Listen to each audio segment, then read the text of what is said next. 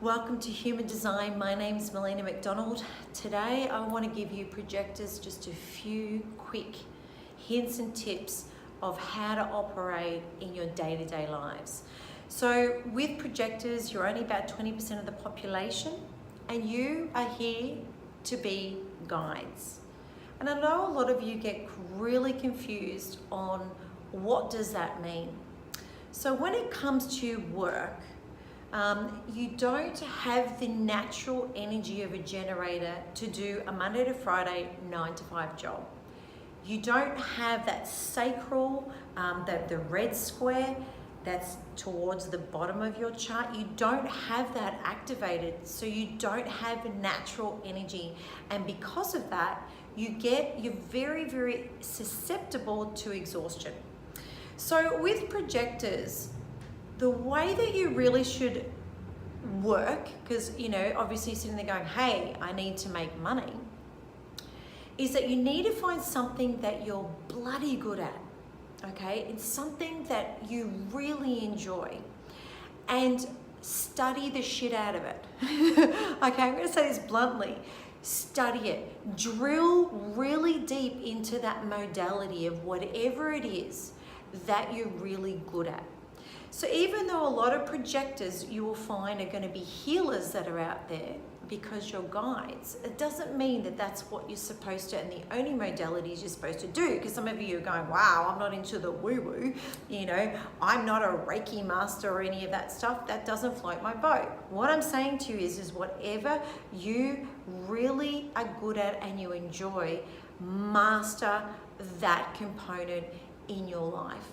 And you need to really try and find a balance between work, rest, and play. Because you will naturally be a lot more susceptible to getting tired, as I said. So you need to go to bed when you are tired, all right? What I found with projectors is I have a lot of projectors in my life that are running around like generators. Okay, so you would just work, do the hustle. The hustle doesn't work for you. When you are acting correctly within your design, you will find that work will come to you and you don't need to do the hustle in the modalities that we're actually being taught by all these business gurus out there. Okay, I've done a lot of study with business. I've worked with a lot of businesses, and I can tell you right now, with the projectors, the way it works is you need to remember that you are supposed to wait for the invitation. You're not supposed to go out and make it happen. And when you keep doing this push, it is going to screw up. All right, and I'm saying this with love because I do have a lot of projectors around me. You need to wait for the invitation. You guys have got the information within you, so you sit there and you're getting, you actually can get a bit bitter.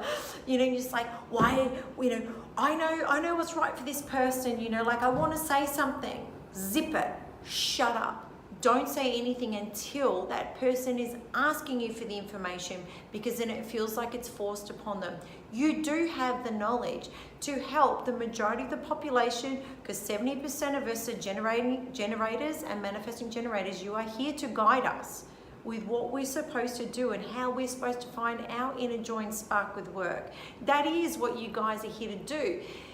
But the reality is that if you do not wait for the invitation, it is not going to happen. For those of you that are having relationships with projectors, you need to understand, because they are waiting for the invitation, they are not going to initiate anything. Okay? So I have a tendency of dating a lot of projectors, and I kept scratching my head going, oh my God, why is it that I'm, wait and nothing? It's like you just hear crickets, right? And that's because the projectors are waiting for the invitation. And as soon as I message that person and go, hey, do you want to catch up, or what are you doing tonight? Boom, they're all over it. They're like, I'm there. I've had the response of, I'll be there in 45 minutes or less. Because they're just sitting there waiting for the invitation, because they're working properly within their design. So for those dating a projector, it can get quite frustrating. It's just like, why won't he initiate? But the reality is that's not how it works. Your aura works this way, so you are much, much better one-on-one.